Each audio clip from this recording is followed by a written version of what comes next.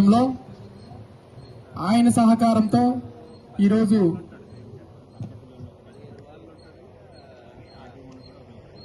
బాబు తమటాపల్లి team నుంచి ఒక అబ్బాయి ఇక్కడ ఉండాలి, పేర్లు చెప్పాలి వాళ్ళది.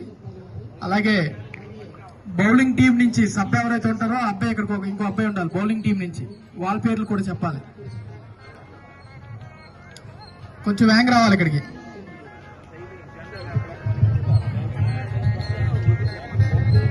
హలో